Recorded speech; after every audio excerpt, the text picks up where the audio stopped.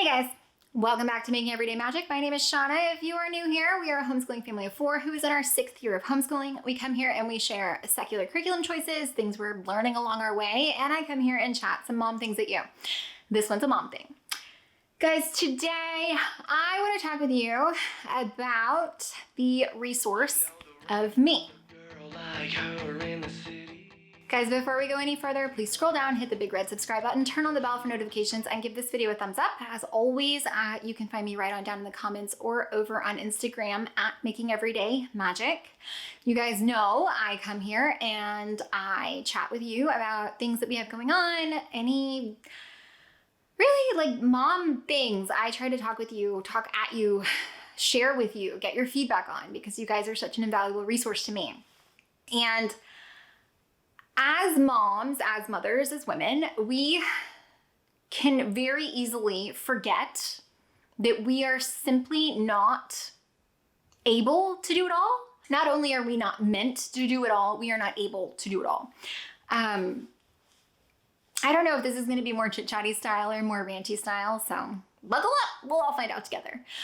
But I feel like, because I get so many questions, like if I share a day in the life, like, well, when do you have time to cook? When do you have time to clean? When do you do this? When do you do that?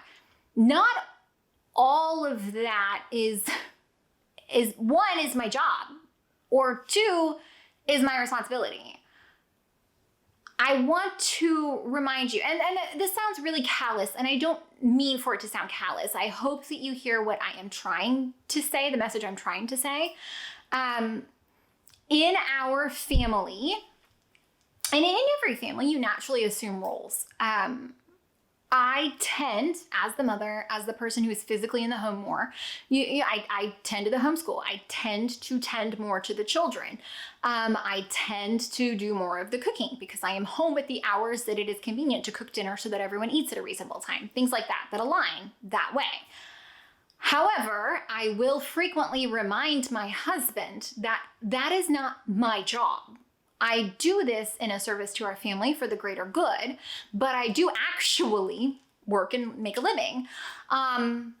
It is not my job. If I did not have an income that came from out of the house, I probably would do a much better job of those things in the house, to be honest with you. If I wasn't bringing in income, it would be a lot harder for me to justify some of the things that I do spend money on. Because for me, that would be, then the home would be my job. I do have incomes that are not, I earn money. And because of that, I have to work at those things, making videos here, talking with you, my Etsy shop. I have to work at those things in order to make money. And so therefore I have to devote time to that. Now, because I was a hairstylist behind the chair for so long, and that tends to be one of those, a service industry where you're billing by time, right? So because of that, I have always been hyper aware of what my time is worth. And I'm going to suggest that you do this as well. What is your time worth? Because for me, and I get a lot of flack about this, like in my personal life, from people who are just think I'm extravagant and insane, but also the same people who never tend to value the fact that I do actually work and do things. But I know how much money I could make an hour. Like, for example, if I were in the salon, I know down to the minute, how much my time is worth based on how I scheduled my services and what I charged for those services. So I'm going to recommend that you find out how much your time is worth and then allocate the resource that is you appropriately. For me, we decided a few months ago to go ahead and start having somebody come in and clean our house twice a month. For me, that is so worth it. It has made such a huge difference in our home because the things are getting done, because I simply and quite honestly do not have the time to do them. When I do have the time to do them, I do not want to do them. So I know, based on the fact they're here for 2 hours, My time is worth more in those 2 hours than it is to pay someone to do the things I don't want to do. Not to mention during that time, I can take my children and go do something with them that I want to do. We can use our membership and go to the zoo. We can go play at the park. We can go do anything else, and then it is getting done, and I don't have to be the one who physically does it. I want to come here and remind you that you, literally what you do, your ability to exist and be, is a resource, and there is only so much of you. If you watch my day in the life video, my last one, I may have picked up here and there, but I didn't clean anything. I didn't clean anything because there was not enough of me in that day to make that happen. I reheated some sauce that I make at a different time because there was not enough of me to go into that day to make something more elaborate than that for dinner happen. Because I try to be very aware of what I am able to do. Yes, there's 1,000,010 things on my list of things I would love to get to. Absolutely. There are things that need to be deep cleaned. There are things that need to be decluttered. There are a ton of things that I would love to have happen. However, there is only so much of me to go around. And I think as women, we forget that. We feel bad about all the things that aren't getting done without ever taking into account it wasn't possible in the first place. You cannot possibly do everything. I had a discussion with my daughter the other day, and while I loved being in the salon, we were talking about this, while I absolutely loved being in the salon, loved my clients, loved being able to talk with people, when a change in our family needed to happen, it was more important to me that I placed the value on them, on my ability to be with them, which meant I could not do both. I could not easily continue to do both. The resource of me only goes so far. The resource of you only goes so far. So I am going to encourage you to do the things that maximize the resource of you. For me, it was fielding out the cleaning of my house. All of the floors in my house get cleaned at least once every 2 weeks because somebody comes in to do it. When it was reliable for me, I was doing really good to get like a room at a time done. It gets done because I have decided that the value is there to have someone else do it because I simply cannot. The resource of me only goes so far. And this is true for you too. And there's a lot of ways that this comes into play. If there are multiple people talking to you, you are only so much. You are a lot to your husband. You are a lot to your kids. They all need you. There's only so much you. You need to be sure that you are protecting the resource of you. And that comes back to prioritizing less, doing less things, making sure that you're not agreeing to things that are quite honestly more than you can or want to handle. Let's not kid, this is the time of year of doing those things you don't want to do. So just remember, there's only so much of you, and it is honestly a precious and not renewable resource. There's only so much of you. You must protect it. I just want to remind you, and this comes back to cost of curriculum, for example. If I can pay someone else, and honestly, some of these people are not charging enough for these things, but if I can pay someone else to tell me what to do, that saves me so much time that I don't have to worry about what to do. So therefore, the resource of me is a little bit more protected because I have paid someone else to do it. Please keep in mind value when you're thinking about the cost of things, because yes, you absolutely can save tons of money. However, if you are stressing yourself, exhausting yourself, putting it off to the point, much like my floors, where it just never gets done, then that is not a good use of that. Like, that is not valuable any longer. It is no longer a good use of the resource of you. I want you to remember that you can only do so much. And I want you to think about the things that you really do want to prioritize in your day. Your homeschool really needs to be up there. Your kids need an education. I mean, everybody needs to get fed. So figuring out how you're getting dinner on the table is really important. It doesn't necessarily always have to be you doing it. You have a spouse, have them tap in. It doesn't always have to be you cooking a huge meal every day. Do what I do. I make, I'm going to talk about more about this because I got so much interest in it, but like I make a huge pot of sauce and it goes to serve 2 spaghettis and 2 lasagnas, but I only make the homemade sauce one time. I don't pour all that effort in. Every time I'm cooking, I'm making enough for multiple meals because that makes my life so much easier. Kids are running around, things to do.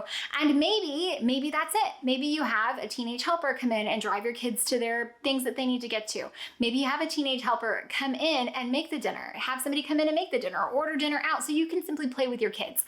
Because there is a high value on doing the things that you want to do. If you're constantly trading out the things that you want to do for the things that you have to do, I really want you to reevaluate that, because that's not feeding your soul and that's not being true or good to the resource that is you.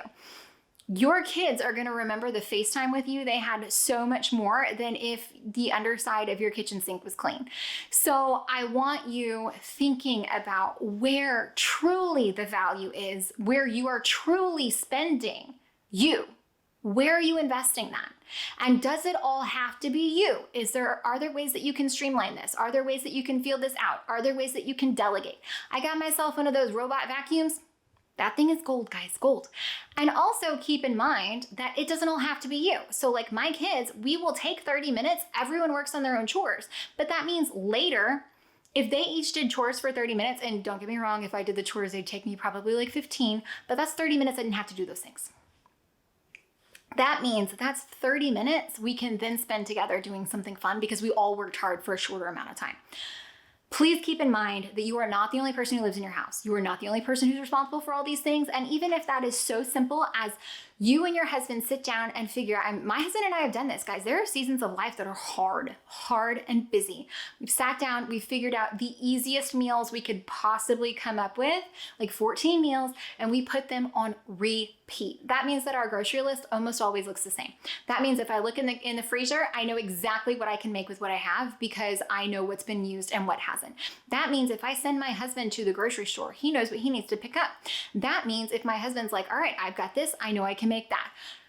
It means I don't have to do it all. And I think that as women, we just feel like we have to. And especially, I think if you're at home, you feel a greater responsibility to be 100% of the home things. And that is nobody's expecting that of you. First of all, no one. I say that. Society constantly tells us that's the way it should be. Society can suck it. This is not the way that it should be, okay? There is not,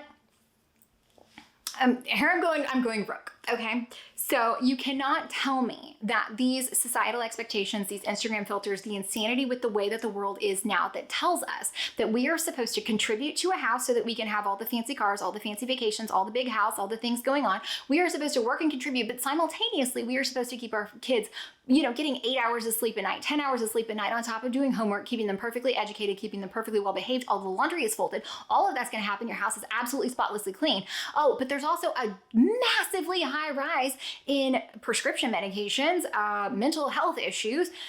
You cannot tell me that these things are not related. They are, okay? And I'm not saying that back in the 50s there wasn't underreported mental health issues. That's absolutely not the case. But what I am saying is that the expectation that women are supposed to do all of the things, because not only are we supposed to do the traditionally female jobs, now we're also supposed to do all the traditionally male jobs, because I don't understand why. And I am not saying that anybody has to fall into any gender stereotypes. I'm not saying that at all. I am just saying that this expectation that we are supposed to do it all, I don't know where it came from, but we are supposed to be magically amazing and do all of the things. And now for whatever reason, we're supposed to cook everything homemade and from scratch whenever like the microwave came out in the 50s and everybody thought that was the best thing ever. Because do you know there was like a huge wave where TV dinners were like all the rage and everybody ate in front of their TV, and those moms stayed home all the time and they didn't homeschool. So that was great for them. Why can't it be great for us? It is okay. It is okay if you are doing just good enough, okay? It is okay if you just accept like one thing. Okay, let's do that. 2023 is coming up. Let's make this our resolution. Let's make this a goal. One thing. Take one thing that you do. Stop freaking doing it. Stop freaking doing it. I don't know what it is, but it probably doesn't matter. There's like the whole, is it the Eisenhower principle? Look into it, okay? I think it's the Eisenhower principle, where it's like you basically figure out what needs to be done right now, and then there's like a 4 chart, and then by the end of it, it's like stuff doesn't even freaking matter. Don't do it. Don't do it. There's only so much of you to go around. If it doesn't freaking matter, don't do it. So I told you, I didn't know if it was going to be inspirational or just a rant. Turns out it's just a rant. I didn't know. But one thing, guys, one freaking thing. Let me think about this for 1 second. What's going to be my thing? My husband's work schedule just changed, so he'll be able to be home for dinner time more. There for a little while, he was getting home a bit later than we eat dinner. So I think it's going to be like half the meals. Like half the meals, I'm just like, nope, you do that. And that might be it. I don't know. I'm keeping the house cleaners though. I was falling into this false sense of security that I got it and then I don't got it. So I'm not getting rid of that. But I don't know. What's your thing? We're going to have a thing. We're all going to have one thing. It's going to be like a burning your bras moment, people. One thing. Okay? Maybe it's laundry. Maybe you get a laundry service. Laundry services are back in. Maybe it's grocery delivery where you just physically don't have to go to the dang grocery store. Do you know how many times that is so, I don't use it often because I do feel like it's an expense where I'm like, I can at least drive over and pick it up because I'm out all the time anyway. But sometimes just flippin' have the groceries delivered, people. That's one of those things that takes genuinely so much time. So yeah, one thing. There's going to be one thing. You're not going to do it. I'm not going to do it. You're not going to do it. We're just going to one thing, and we're going to band together. I want to know what it is down in the comments. Okay. One thing that you're not going to do. One thing, you're going to find something that your energy, the resource of you is just better spent doing something else. Even if it is literally sitting in the backyard having a popsicle with your kids, that is so much more valuable than sweeping the kitchen floor. And it is, okay? It really, really is. So find one thing that is just no longer your freaking problem, okay? One thing. Guys, I hope that you found it as helpful, entertaining, or informative. If you did, please scroll down, hit the big red subscribe button, turn on the bell for notifications, and give this video a thumbs up. As always, you can find me right on down in the comments or over on Instagram at Making Everyday Magic. I want to know, what is your one thing? You don't even have to say anything. Just like put a little flame emoji, one thing, flame emoji. We're gonna burn it. There's a lot of things. There's a lot of things that I do. I probably need to make a whole video on things that I do that I just feel like make my life easier. For example, I wash my hair like one time a week. Why? Because I want to look half put together, but I don't like styling it. It's just a waste of energy. I freaking hate doing it. Like I like styling my hair because it's like fun and dress up, but like I don't like having to go from like scratch, if that makes sense. That. Also, you see this? I started doing, it's my face up close. I started doing like little like glue on lash clusters, like not like go get your lashes done, but like little clumpy things. Freaking love it. And I have this eyebrow stuff that stays on like a little longer. When I wake up, I look half put together. I'm like, oh, this is kind of nice. I like this.